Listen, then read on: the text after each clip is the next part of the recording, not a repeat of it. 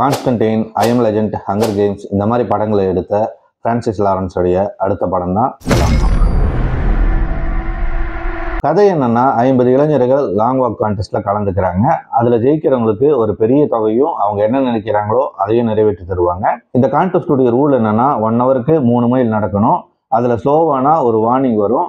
3 warning வந்தா சுட்டு தள்ளிடுவானுங்க. இதுல யார் தாக்கு பிடிச்சாங்கிறதான் மீதி கதை.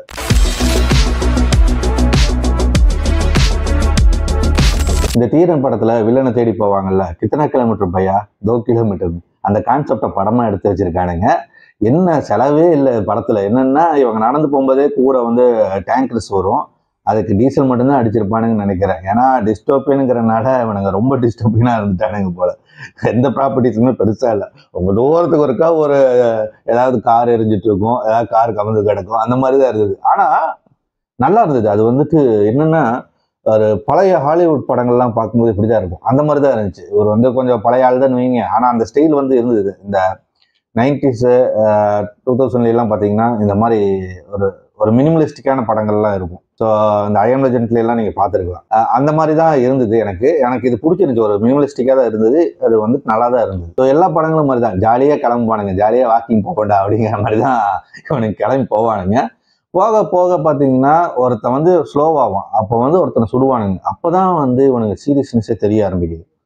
ஸோ அங்கேருந்தா வந்துட்டு படம் அப்படியே சூடு பிடிக்க ஆரம்பிக்கும். ஏன்னா நம்ம வந்துட்டு வெயிட் பண்ணிட்டு இருக்கோம். ஏன்னா இது நடக்கிறதான் கதைங்கிறது தெரிஞ்சு போச்சு. அப்போ வந்து டேய் இதை சுவாரஸ்யமா காட்டணும்ல, அப்போ எடுத்தணும் எவனையாவது போடுங்கடான்னா கேரக்டர்ஸ் எல்லாம் வந்து இன்ட்ரடியூஸ் பண்ணி கொஞ்சம் தூரம் போகணும்னு ஒருத்தனை போடும்போது ஓகே ரைட், இனி படம் சூடு பிடிக்க ஆரம்பிக்குதுங்கிற மாதிரி அப்படியே போயிட்டே இருக்குது. என்னன்னா, இவங்களுடைய அந்த ஒவ்வொரு கதைகள் சொல்றதை இவங்க 50 பேர் இருக்காங்கன்னா இந்த 50 பேர்த்தையுமே வந்து நம்மளால ஃபோக்கஸ் பண்ண முடியல. அதுதான் பிரச்சனை. எல்லாத்தையுமே வந்துட்டு காட்டல. அதாவது மெயினா யாரெல்லாம் நம்ம ஃபோக்கஸ் பண்ண முடியும்னு பார்த்தீங்கன்னா, ஒரு 50 பேர்த்துல ஒரு 4 பேர், மீறி போச்சுன்னா ஒரு 5 பேர்த்தை தான் வந்து நம்மளால ஃபோக்கஸ் பண்ண முடியும். அதுலேயும் ரொம்ப க்ளோஸ் அப் பண்ணோம்னா 2 பேர்த்தை தான் ஃபோக்கஸ் பண்ண முடியும். எல்லா கேரக்டர்ஸுமே நம்ம பெருசாக ஃபாலோ பண்ண முடியல. பட் இருந்தாலுமே இதுதான் மெயின் கேரக்டர்ஸ், இவங்கள தான் ஃபாலோ பண்ணி ஆகணுங்கிற மாதிரி தான் இருக்கு. ஸோ அப்படி இருக்கும்போது எவ்வளோ சுவாரஸ்யம் சொல்லணுங்கிறது, ஏன்னா இவங்களோட ஒவ்வொரு கதைகளும் சொல்றது மழை வருது, ஸோ இந்த மாதிரி வந்து கிளைமேட் சேஞ்சஸ், ஏன்னா அப்படியே நடந்துகிட்டே தான் போயிட்டே இருக்கணும். ஸ்லோவானா சுற்றுவானுங்க, இதுதான் வந்து கான்செப்டே. அதில் வந்துட்டு நிறைய எமோஷன்ஸ் வந்து நல்லாவே ஒர்க் அவுட் ஆயிருந்தது. ஒருத்தர் வந்துட்டு நான் இந்த லாங் வாக்குன்னு ஒரு புக்காவே எழுத போறேன் இந்த கான்டெஸ்ட்டை பற்றி, இந்த மாதிரிலாம் வந்துட்டு சொல்றது. ஸோ வந்து ஹீரோக்கு வந்துட்டு ஒரு மோட்டிவ் இருக்கும், ஏன் இந்த கான்டெஸ்ட்ல கலந்துக்கிறாங்க அப்படிங்கிறதுனால. ஸோ ஏன்னா அந்த மேஜரை வந்துட்டு போட்டு தரணும், இந்த மாதிரியே நான் வந்துட்டு நிறைய விஷயங்கள் வந்துட்டு சொல்லும்போது கொஞ்சம் சுவாரஸ்யமா இருக்கு. அது போக ரே பீட்டோடைய அந்த பாண்டிங், அவங்களுக்குள்ள இருக்கக்கூடிய அந்த ஃப்ரெண்ட்ஷிப், அது வந்து நல்லாவே வந்து காமிச்சிருக்காங்க. அது நல்லாவே கனெக்ட் ஆயிடுச்சு. பீட்டோடைய கேரக்டர் வந்து ரொம்பவே பிடிச்சிருந்துச்சு. அவ்வளோ அட்டகாசமா பண்ணியிருந்தாரு. இதுல பாத்தீங்கன்னா இன்னொருத்த ஒருத்தனை கிண்டல் அடிச்சனால அவனை சுட்டு கொண்டு வருவானுங்க. அதனால இவன் வந்துட்டு கில்ட்லியே நடந்து வந்துட்டு இருப்பான். அப்போ வந்துட்டு அவன் கேட்பான் ஹீரோட்ட, உங்க கூட உங்க டீம்ல சேர்த்துக்கிறீங்களா அப்படிங்கும் போது. ஸோ அது வந்து நல்லா இருக்கும். அந்த சீன் நல்லா ரத்தம் தெரிக்கிற மாதிரி பண்ணியிருக்கானுங்க. அதெல்லாம் டொப்புன்னு கேம்ல வர மாதிரி சுட்டு மண்டை கிண்டையெல்லாம் செதறுது.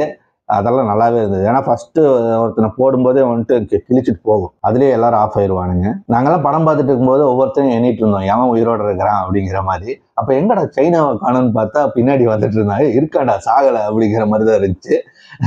அந்த அளவுக்கு வந்து சைனா கேரக்டர் வந்து நல்லா இருந்தது. ஆனா அந்த சைனா கேரக்டர் வந்துட்டு சாகும்போது கொஞ்சம் எமோஷனலா ஒரு மாதிரி நல்லாவே டச்சிங்கா இருந்துச்சு. அதே மாதிரி இன்னொரு பிளாக் சாகும்போது என் பாட்டி கிட்ட இந்த ஜமாலை கொடுத்துங்கன்னு சொல்லி கொடுத்துட்டு போறது, அந்த சீன் வந்து நல்ல எமோஷனலா கனெக்ட் ஆயிருக்கும். அட்டகாசமான சீன் அது.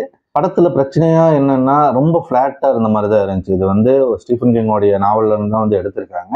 அந்த அளவுக்கு வந்து பெருசா இல்லை. இன்னும் கொஞ்சம் நிறைய சுவாரஸ்யமா சொல்லியிருக்கலாம்னு தோணுச்சு. இதுல நடந்துட்டு இருக்கும்போதே பீட்டு பின்னாடி திரும்பி பிஸ் அடிப்பாரு. அப்ப கூட அந்த ஃப்ரெண்டு கேட்டாப்படி, இது பண்ணிட்டாரு அது பண்ணும்போது என்ன பண்ணுவாங்கன்னு. அடுத்த சீனே பார்த்தா பிச்சுக்கிட்டு வருது. பின்னாடி சீட்ல ஒருத்தர் பீஸா ஆர்டர் பண்ணி தின்னுட்டு இருந்தான். கருமம். அப்புறம் இந்த டைட்டிலு போஸ்டர் எல்லாம் பார்த்து ஏதோ ஜாம்பி படம்லாம் நினச்சிக்காதீங்க. ஜாம்பி படம்லாம் கிடையாது, ஒரு டிஸ்டர்பியன் த்ரில்லர் தான். ஸோ படம் வந்து எங்கேயும் போர் அடிக்கல. ஒரு ஸ்ட்ரைட் ஃபார்வர்டான படம் தான். சப்டைட்டில் இல்லை, தியேட்டரில் ஓடிட்டு இருக்கு. வீட்டில் போர் அடிச்சுட்டுனா தாராளமாக போய் பார்க்கலாம்.